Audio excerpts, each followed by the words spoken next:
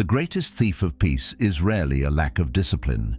It is the habit of giving too much of yourself away, too much attention to opinions that change nothing, too much energy spent explaining yourself to people who have already made up their minds, too many thoughts invested in problems that were never yours to carry. Little by little, the mind becomes crowded, not because life demands it, but because everything is being allowed inside, and somewhere within that noise, clarity begins to disappear. Every day presents a choice: speak or observe, react or reflect, chase validation or build conviction. Most people never notice how much power they surrender through constant reaction. A comment lingers longer than it should. A criticism occupies mental space for hours. An opinion from someone who barely knows you somehow influences the way you see yourself. Over time, attention becomes scattered across countless things that deserve far less importance than they are given. The Stoics noticed this long before the modern world turned distraction into a way of life. They understood that freedom is not found in controlling what happens around you, but in controlling what gains access to your mind. Marcus Aurelius reminded himself of this constantly, because even the most powerful person can lose their way when the noise of the world becomes louder than their own judgment. The question is not whether distractions will appear; they always will. The question is whether they deserve a place in your thoughts. Most people do not lose their focus in a dramatic moment. There is no clear warning sign, no sudden collapse, and no obvious point where everything changes. It happens quietly. Attention drifts a little at a time until distraction becomes part of daily life. A message arrives and instantly pulls the mind away from what mattered. A headline appears and suddenly demands attention. Someone shares an opinion, and somehow that opinion continues echoing in the background long after the conversation has ended. None of these moments seem important on their own. They appear harmless, almost too small to notice, yet when enough of them accumulate, they begin shaping the direction of an entire day. What makes this process difficult to recognize is how ordinary it feels. Everyone seems busy, everyone seems distracted. Constant reaction has become so common that it is often mistaken for genuine engagement with life itself. As the day unfolds, attention continues moving from one thing to another without much direction.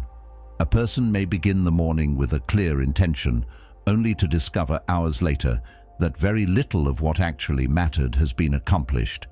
Energy has been spent, but not always in meaningful ways. Mental energy has been invested in concerns that offered very little in return. The mind becomes crowded with fragments, half-finished thoughts, unresolved conversations, imagined arguments, small frustrations, tiny worries. Each one claims a little space, and together they create a kind of internal noise that is easy to overlook until silence itself becomes uncomfortable. The ancient Stoics paid close attention to this tendency.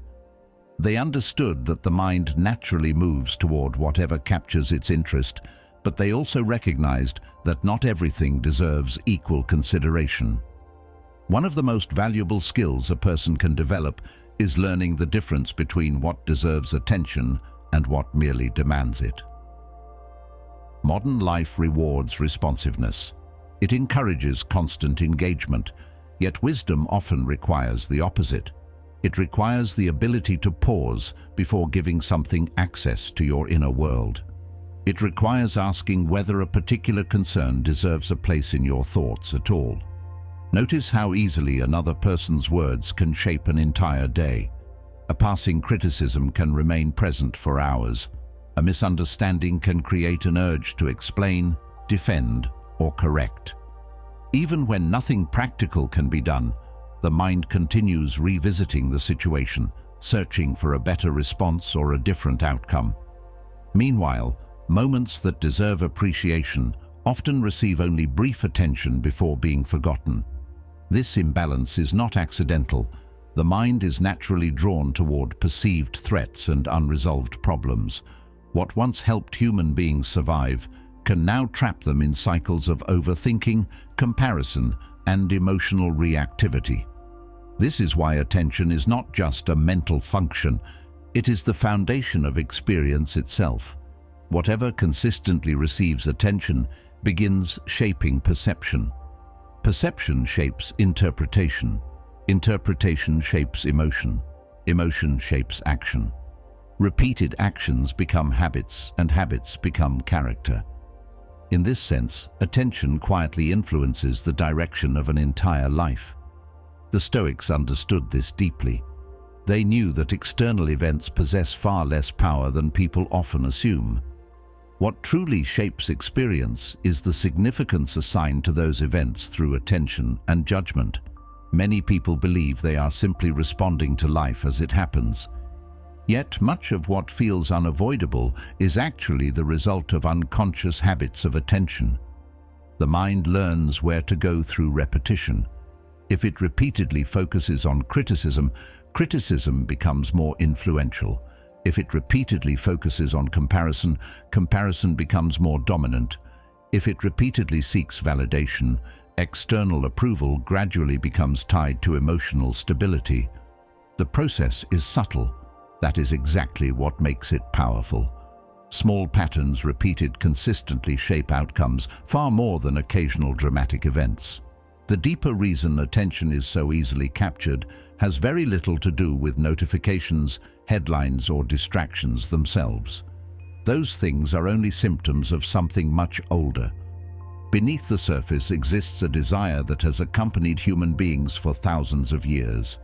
The desire to belong, the desire to be accepted, the desire to feel understood. There is nothing wrong with these desires. They are part of being human. Long before modern technology existed, survival often depended on remaining connected to a group. Acceptance brought safety, rejection brought risk. Even though the world has changed dramatically, traces of that ancient instinct remain active within the mind. This is why approval can feel surprisingly rewarding and criticism can feel disproportionately painful. The reaction is often far greater than the event itself. A single comment can linger for hours. A brief misunderstanding can replay in the mind throughout an entire evening. Rationally, it may seem insignificant, yet emotionally it feels much larger. What hurts is rarely the event itself. What hurts is what we believe that event says about us. This is why Epictetus taught that people are disturbed not by things, but by their judgments about those things. The event happens first. The interpretation follows.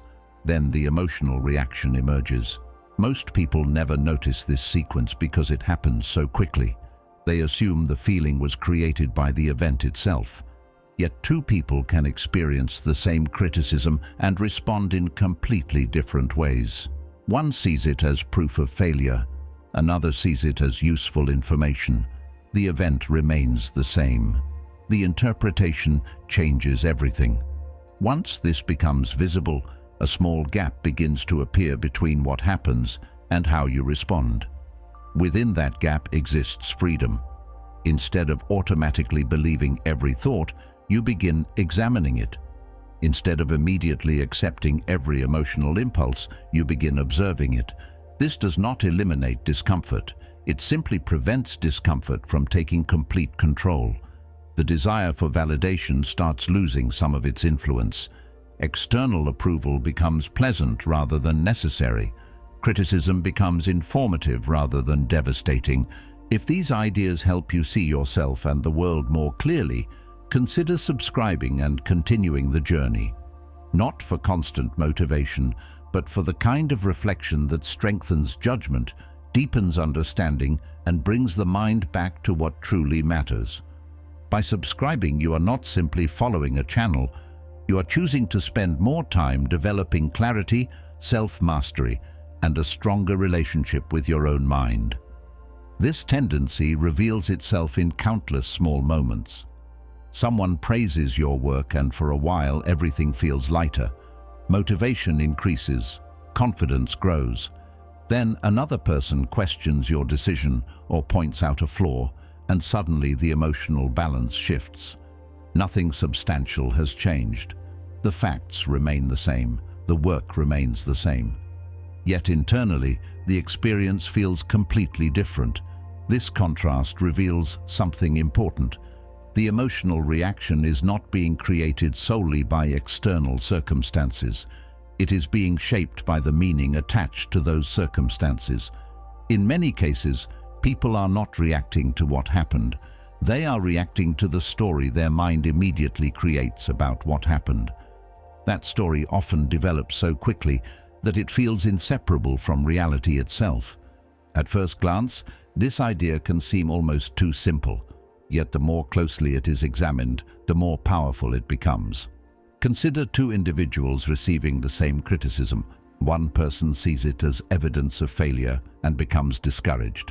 Another sees it as useful information and remains calm. The event itself is identical. What differs is the interpretation. This does not mean emotions are chosen consciously in every moment. Human beings are not machines capable of instantly controlling every feeling. What it does mean is that interpretation acts as a filter between events and emotional experience. That filter often determines whether a situation becomes a source of growth or unnecessary suffering. Most people move through life without paying much attention to this process. Thoughts appear automatically and are accepted without question. A criticism arrives and immediately becomes proof of inadequacy. A rejection occurs and instantly becomes evidence of personal deficiency. An opinion is expressed and somehow transforms into a verdict on self-worth. The mind is constantly creating meanings, drawing conclusions, and filling gaps in information. Often it does this so quickly that the conclusions feel objective, yet many of these conclusions are assumptions rather than facts. They are interpretations disguised as reality. This is why two people can experience the same circumstance and emerge with entirely different emotional responses. Their external situation may be identical, but the meaning assigned to it is not. This shift creates a different relationship with other people's opinions. Rather than treating every judgment as a reflection of personal value, it becomes easier to recognize that opinions often reveal as much about the person expressing them as the person receiving them. People speak through the lens of their own experiences, fears, preferences, and limitations. Their perspective is rarely complete, yet many individuals allow external judgments to carry enormous weight simply because they come from outside themselves. They assume another person's assessment must contain some deeper truth. Sometimes it does, often it does not. Wisdom requires learning the difference. The challenge is that the desire for validation can be subtle. It rarely announces itself openly. It disguises itself as a need for clarification, a wish to be understood, or a longing for fairness. There are moments when explanation is appropriate and necessary, but there are also moments when the urge to explain comes from something deeper. It comes from discomfort with being misunderstood. It comes from wanting reassurance that one's value remains intact. The mind seeks relief, and external approval appears to offer it. Yet relief obtained this way rarely lasts. It depends on circumstances that remain outside personal control. As a result, the cycle repeats itself. More approval is sought, more reassurance is needed, more attention is directed outward. The Stoics encouraged a different approach. They believed stability emerges when self-respect depends less on external reactions and more on internal alignment. This does not mean becoming indifferent to feedback or refusing to learn from others. It means developing a stronger connection to personal judgment than to public opinion. The goal is not isolation. The goal is independence of mind. When that foundation strengthens, criticism loses some of its ability to wound, and praise loses some of its ability to control. Both can still be acknowledged, but neither becomes the source of identity. This is where genuine freedom begins to emerge. External events continue occurring. Opinions continue appearing. Approval and criticism continue arriving as they always have. The difference is that they no longer possess automatic authority over the inner world. A person starts recognizing that meaning is not delivered by events themselves. Meaning is created through interpretation. Once that truth is understood deeply, the impulse to react immediately begins losing its grip. A quieter form of strength develops in its place. Not the strength of suppression, but the strength of perspective. And from that perspective comes the realization that not every thought deserves belief, not every opinion deserves attention, and not every emotional impulse deserves a response. At some point, a person begins to notice that not every battle is worth entering. Not every criticism requires a defense. Not every misunderstanding demands clarification. Yet this realization often feels uncomfortable at first because it challenges something deeply rooted in modern culture. People are taught that confidence means speaking up immediately, that strength means having an answer for everything, and that silence is somehow a sign of weakness. The loudest voice often receives the most attention, so it becomes easy to assume that attention and strength are the same thing. But they are not. Many reactions that appear powerful from the outside are actually signs of a lack of control. The urge to immediately defend, explain, correct, or retaliate is often driven by emotion rather than wisdom. It feels strong because it is intense. Yet intensity and strength have never been the same thing. This is why Seneca placed such importance on delay. He understood that emotions are often strongest at the very moment they are least trustworthy. Anger feels convincing when it first appears. Fear feels certain. Pride feels justified. Yet emotions have a way of changing once time enters the equation. What feels urgent in one moment often appears far less significant a few hours later. Delay creates perspective. It allows the mind to settle enough to distinguish between what is important and what merely feels important. In that sense, delay is not passive at all. It is an active refusal to let temporary emotions make permanent decisions. There is a quiet freedom hidden inside this practice. Most people spend their lives believing that external events control their reactions. Someone says something offensive, and anger seems inevitable. Someone disagrees, and defensiveness feels automatic. Yet when a small pause is introduced, something remarkable becomes visible. The event and the reaction are not the same thing. They are separated by a space, however brief it may be. Within that space exists the possibility of choice. The event still occurs. The words are still spoken. The criticism still arrives. But the response is no longer predetermined. A person begins recognizing that they possess more influence over their inner world than they once believed. This understanding changes the meaning of silence entirely. Silence is no longer about avoiding confrontation or withdrawing from life. It becomes a way of protecting clarity. It allows emotions to settle before they become actions. It creates room for observation. Often the most useful information appears after the initial emotional reaction has passed. What first seemed like an insult may contain a valuable lesson. What first appeared to be rejection may reveal a different opportunity. What felt like a personal attack may simply reflect another person's frustration or insecurity. These possibilities are difficult to see when the mind is rushing to respond. They become visible only when reaction gives way to reflection. The interesting thing is that silence often communicates more than words. A person who reacts to everything reveals that external events have immediate access to their emotional state. A person who remains composed communicates something different. Not superiority, not indifference, stability. There is a certain confidence in not feeling compelled to respond to every opinion, accusation, or provocation. It signals that self-worth is not hanging on the outcome of every interaction. It suggests that internal balance matters more than winning a momentary exchange. This kind of presence cannot be manufactured through clever arguments. It emerges naturally from discipline. Over time, this practice begins influencing other areas of life as well. The pause that once existed only during moments of conflict starts appearing elsewhere. Decisions become less impulsive. Attention becomes more deliberate. Choices become guided by principles rather than temporary emotions. A person stops feeling obligated to chase every thought that enters the mind. Not every urge requires action. Not every feeling requires expression. Not every reaction deserves obedience.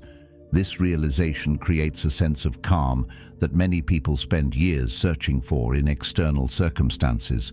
What makes this especially powerful is that it gradually shifts the source of control inward. Instead of being directed by whatever happens throughout the day, a person begins responding according to their own judgment. Circumstances still matter, but they no longer dictate every emotional movement.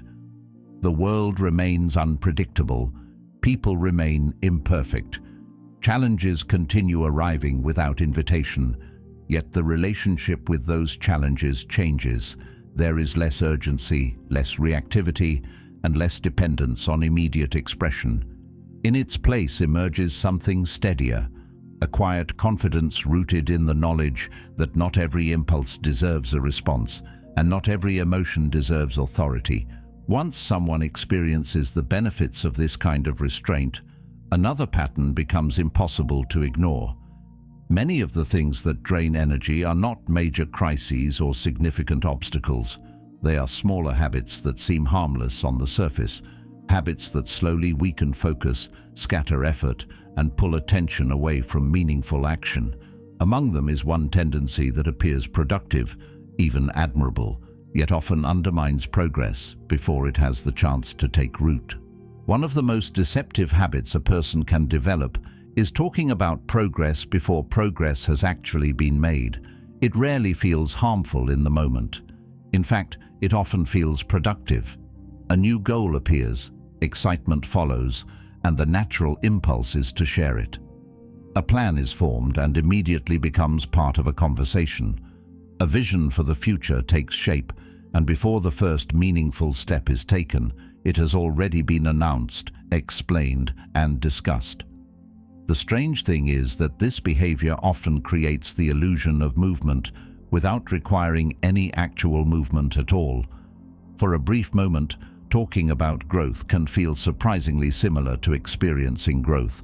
The mind receives encouragement, recognition, and sometimes admiration. Yet nothing has truly changed.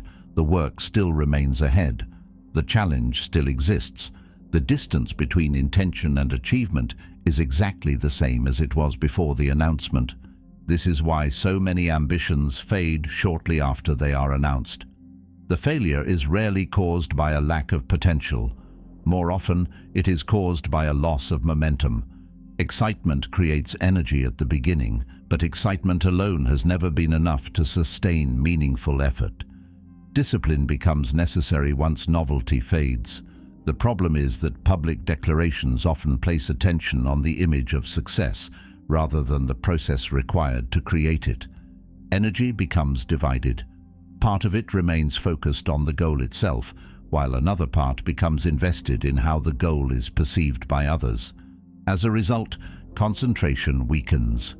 The mind begins thinking about outcomes, recognition, and future praise instead of focusing entirely on the next action that needs to be taken. The Stoics approached growth differently. They understood that real development takes place internally long before it becomes visible externally. Marcus Aurelius provides a powerful example of this mindset. Despite being one of the most influential individuals in the ancient world, he spent years writing private reflections that were never intended for public attention. His journal was not a performance. It was not a carefully crafted image designed to impress others. It was a tool for self-examination, a place where he confronted his weaknesses, corrected his thinking, and strengthened his character. There was no audience. There was no applause. There was only the work itself. That detail matters because it reveals something important about genuine progress. The most meaningful changes often occur when nobody is watching. There is a different kind of strength that emerges when progress remains private for a while. Without constant discussion, attention naturally returns to the work itself. Energy that would have been spent explaining intentions becomes available for execution. Instead of managing perceptions, a person focuses on developing competence. Instead of talking about discipline, they practice it. Instead of imagining future achievements, they engage with present responsibilities. This shift may seem small, yet its effects are profound. The mind becomes less concerned with appearing productive and more concerned with being productive. A quiet seriousness begins to replace the need for recognition. Over time, this creates a noticeable difference in character. People who constantly announce their plans often become emotionally attached to outcomes before they have earned them. Their identity becomes linked to future possibilities. When obstacles appear, disappointment feels personal because the imagined version of success was already part of their self-image. Those who work quietly tend to develop a more stable relationship with effort. They remain focused on the process rather than the performance. Their sense of worth becomes less dependent on visible results because they learn to value consistency itself. Progress stops being something that needs to be displayed. It becomes something that simply happens through repeated action. This perspective also changes the way setbacks are experienced. When growth is treated as a public performance, every mistake feels exposed. Every delay feels embarrassing. Every obstacle becomes difficult to separate from personal identity. Private effort creates more freedom. Mistakes become lessons rather than public failures. Progress unfolds at its natural pace without the pressure of maintaining an image. There is room for adjustment, experimentation, and patience. These qualities are essential because meaningful development rarely follows a straight path. It requires correction. It requires humility. It requires the willingness to continue working even when immediate results are absent. Eventually, something remarkable begins to happen. The need for recognition starts losing its influence, not because achievement becomes unimportant, but because the source of satisfaction changes. Fulfillment comes from keeping promises made to yourself. Confidence grows from evidence rather than imagination. Discipline becomes less about motivation and more about identity. Actions begin speaking louder than intentions because actions contain proof. There is no need to convince anyone of future success when daily behavior already reflects commitment. This is why some of the strongest foundations are built in silence. Hidden effort develops resilience in ways public performance never can. The absence of applause forces a person to discover deeper reasons for continuing.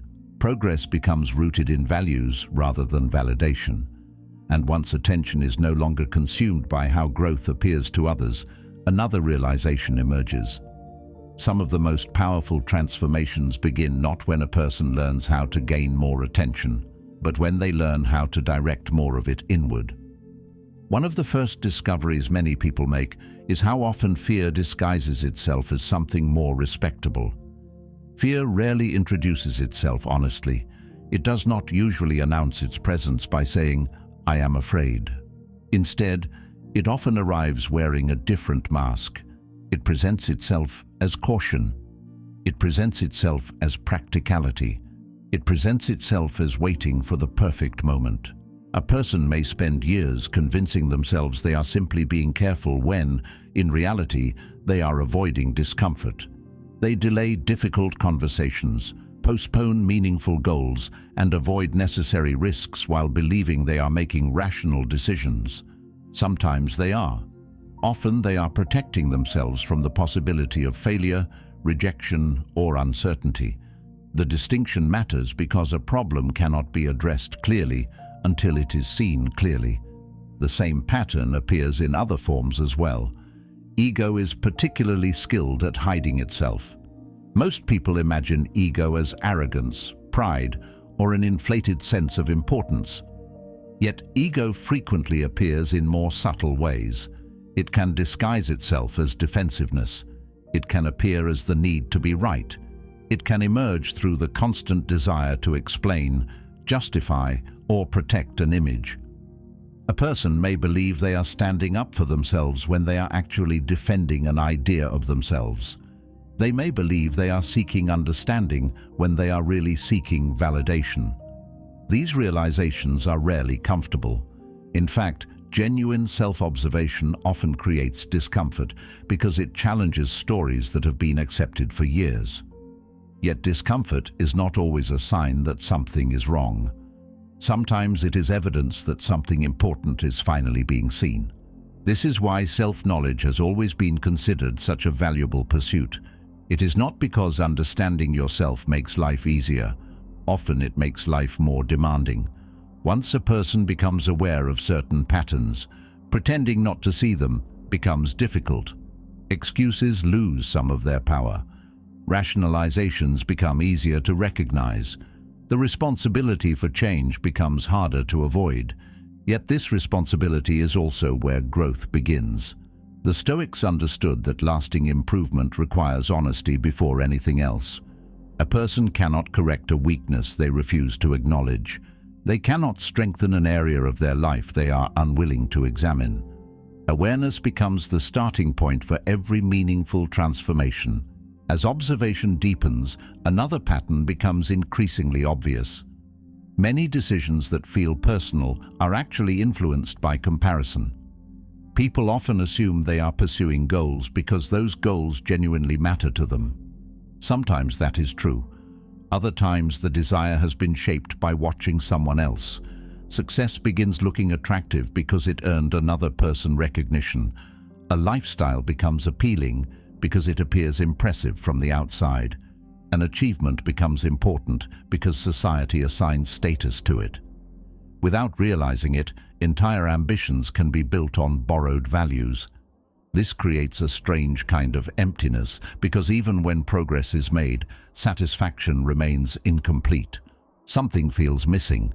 The achievement is real, yet fulfillment remains distant. The reason is simple. Goals pursued for external reasons rarely create internal peace. The more attention turns inward, the easier it becomes to distinguish conviction from comparison. Conviction feels quieter. It does not require constant reinforcement. It remains present even when nobody is watching. Comparison, on the other hand, depends heavily on external reference points. It constantly measures, evaluates, and competes. It looks outward for direction. Conviction looks inward. This difference changes the way decisions are made. A person becomes less interested in keeping pace with others and more interested in remaining aligned with what genuinely matters to them. This creates a sense of stability that comparison can never provide, because comparison always depends on circumstances that continue changing. The Stoics believed that governing one's life begins with governing one's mind, not because complete control is possible, but because responsibility begins there. Thoughts influence actions. Actions shape habits. Habits gradually shape character. Ignoring the condition of the mind while attempting to improve life is like neglecting the roots of a tree while focusing only on its branches. Temporary changes may occur, but they rarely last. Sustainable growth requires attention to the source. It requires understanding what drives behavior beneath the surface. This process is not selfish. In fact, it is one of the most responsible things a person can do. Someone who refuses to examine themselves often projects their frustrations onto others. Someone unwilling to confront their own weaknesses becomes quick to criticize weaknesses elsewhere. Over time, these shifts create something deeper than improved habits. They create a different relationship with oneself. The need to constantly look outward for answers begins fading because trust in personal judgment strengthens. Not blind confidence, not arrogance, trust built through observation, reflection, and experience. The mind becomes less of a stranger and more of an ally. And once that relationship begins to develop, another transformation quietly takes shape.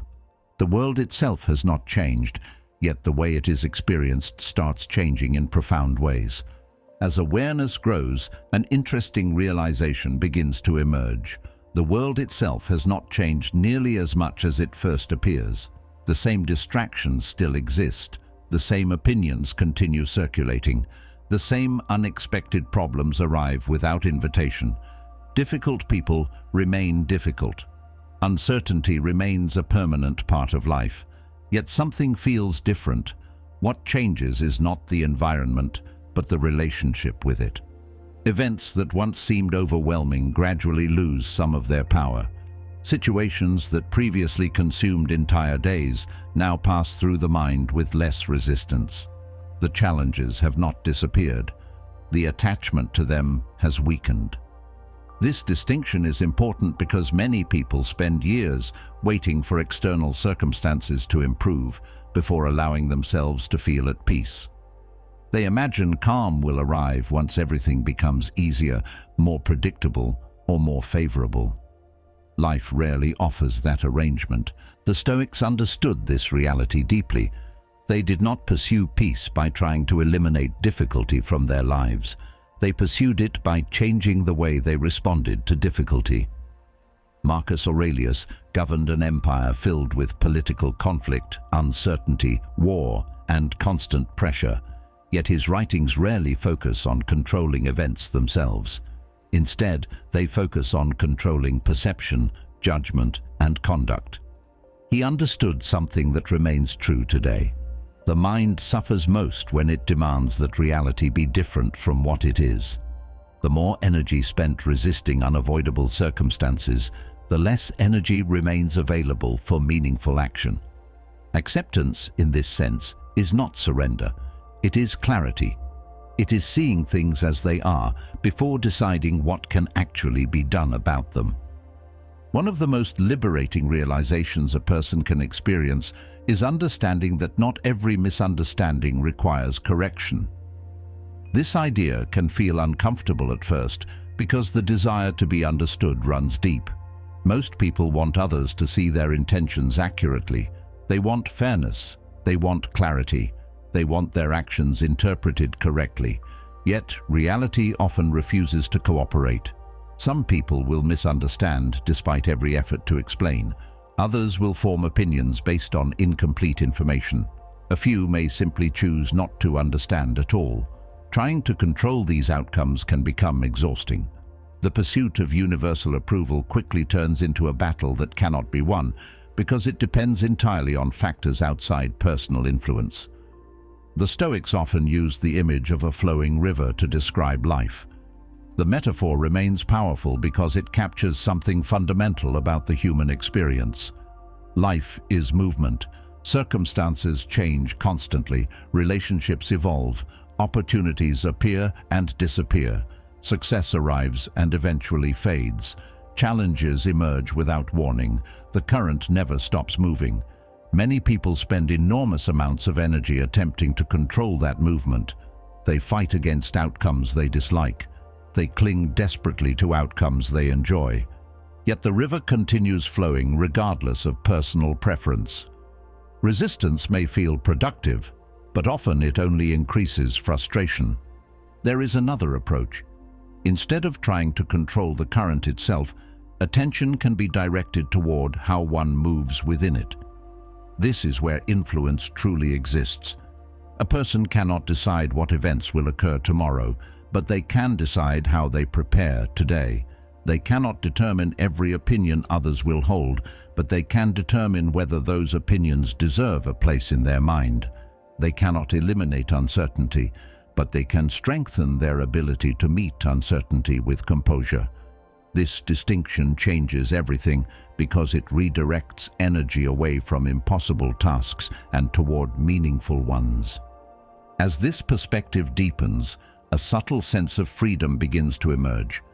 The need to react to everything starts fading. Not because nothing matters, but because priorities become clearer. Some situations deserve action. Others deserve patience. Some challenges require engagement. Others require distance. Wisdom often lies in knowing the difference. Without that distinction, energy becomes scattered across countless unnecessary battles. With it, attention becomes more focused and deliberate. Life still contains complexity, but complexity no longer creates the same level of internal chaos. Perhaps the most surprising part of this transformation is how ordinary it looks from the outside. There are no dramatic announcements, no sudden reinventions, no grand displays of personal growth. The changes occur quietly. A person becomes less reactive, less defensive, less dependent on immediate validation. They spend less time trying to manage every external outcome and more time managing their own responses. The world remains unpredictable, yet it feels less threatening. Difficult conversations still happen, but they carry less emotional weight. Setbacks still occur, but they no longer define entire chapters of life. Over time, this creates a different way of moving through the world. Challenges become information rather than personal attacks. Obstacles become opportunities to practice patience rather than reasons for frustration. Uncertainty becomes something to navigate rather than something to fear. The current continues flowing exactly as it always has, yet the struggle against it gradually disappears. In its place emerges a steadier presence, grounded not in controlling life itself, but in understanding where influence begins and where it ends. And once that understanding takes root, another transformation quietly unfolds, one that changes not only how a person responds to the world, but how they ultimately define themselves within it. After enough repetition, what once felt like a difficult practice begins feeling natural. The effort that was required in the beginning gradually gives way to something steadier. There is less internal resistance, fewer battles against impulse, less confusion about where attention should be directed. The habits that once demanded conscious discipline become woven into daily life. Not perfectly. No meaningful transformation is ever perfect. Yet there comes a point when a person no longer feels as though they are forcing themselves to think differently. They simply do. The change is subtle enough that it can go unnoticed for a while. Then one day, a situation arises that would have once created stress, frustration, or endless overthinking, and the response is different. Calmer, more measured, less reactive. That is often when the transformation becomes visible. The outside world may not notice much at first. Daily routines still look familiar. Responsibilities remain. Conversations continue. Life moves forward much as it always has. Yet internally, something significant has shifted. The mind is no longer carrying the same amount of unnecessary weight. Thoughts that once occupied entire afternoons now pass through much more quickly. Opinions that once demanded emotional investment lose much of their influence. The endless cycle of reacting, explaining, defending, and seeking reassurance begins fading into the background.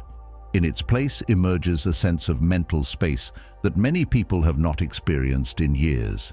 It feels as though something heavy has been set down, even if it is difficult to identify exactly what that something was. One reason this change feels so powerful is because clarity starts returning. Clarity is often misunderstood as having all the answers. In reality, clarity has more to do with removing confusion than acquiring certainty. A person does not suddenly understand everything.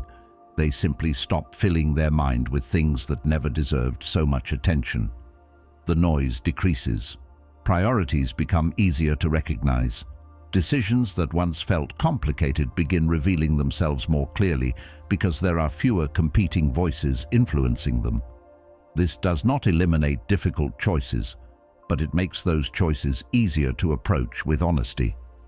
The mind spends less time being pulled in opposing directions and more time focusing on what truly matters. As clarity strengthens, confidence begins changing as well. Many people spend years chasing confidence through achievement, recognition, or approval. They believe confidence arrives when enough people acknowledge their worth or when enough goals have been accomplished. Yet that kind of confidence remains fragile because it depends on conditions that constantly change. Real confidence develops differently. It grows through repeated experiences of trusting your own judgment. It grows when actions consistently align with values. It grows when promises made to yourself are kept. especially when nobody else is watching. Over time, this creates a foundation that is much harder to shake because it is built on evidence rather than opinion. This naturally influences communication. Something interesting happens when a person no longer feels the need to prove themselves constantly. They begin speaking less, yet their words often carry more weight. There is less urgency behind what they say, less need to persuade, less desire to impress. Conversations become more intentional because words are chosen with greater care. Silence no longer feels uncomfortable or threatening.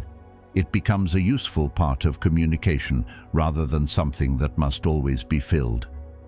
People often assume influence comes from speaking more, but genuine influence frequently comes from speaking with purpose.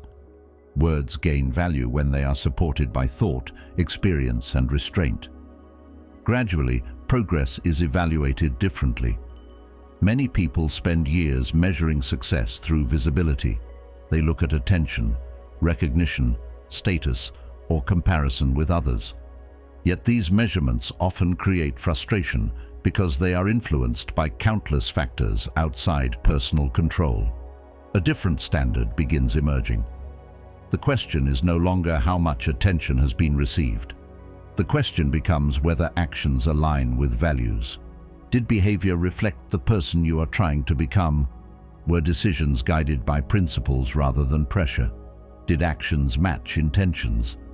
These measurements are quieter, but they are also far more meaningful because they remain within reach, regardless of external circumstances. This is very close to what the Stoics meant when they spoke about inner sovereignty. The phrase may sound grand, but the reality is surprisingly practical. It is not about dominating circumstances or becoming immune to emotion. It is not about controlling every outcome or achieving perfection. It is about refusing to hand over authority for your inner life to forces you cannot govern. The world remains unpredictable. People remain inconsistent. Challenges continue appearing without warning. Inner sovereignty means these realities no longer determine the quality of your character. They influence circumstances, but they do not dictate conduct. That distinction creates an extraordinary kind of freedom. From the outside, this transformation often appears quiet. There are no dramatic declarations, no obvious signs that a major change has occurred. Yet internally, the effects are profound. Energy begins returning because less of it is wasted on unnecessary concerns. Attention becomes stronger because it is no longer scattered across countless distractions. Peace becomes more available because it is no longer dependent on constant reassurance. The habit that once seemed simple reveals its true depth. Focusing on what can be controlled and releasing what cannot is not merely a useful idea.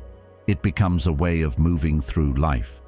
Eventually, this way of living stops feeling like a practice and starts feeling like a natural expression of who you are. The search for control over everything fades because it is replaced by something far more valuable: self-command. The need to chase every opinion fades because conviction has grown stronger. The urge to react immediately weakens because patience has become familiar. Life continues presenting the same challenges it always has, yet they no longer carry the same power. The mind is clearer, the energy is steadier, the direction is stronger, and what once seemed like a simple habit quietly reveals itself as one of the most powerful disciplines a person can cultivate, not because it changes the world around them, but because it changes the person moving through it. The world will keep asking for your attention. It will keep offering distractions, opinions, and reasons to abandon your peace. But the moment you stop giving your energy to everything outside yourself, you begin reclaiming something far more valuable than success or recognition. You begin reclaiming your own mind, and that is where true freedom begins. If this message resonated with you, don't stop here. Continue the journey by watching one of the videos on your screen right now. The next lesson may be the one idea that changes how you see yourself and the world around you. Thank you for being a part of Stoic Journal. Until next time, protect your peace, trust your path, and remember, the strongest person in the room is often the one who has mastered themselves.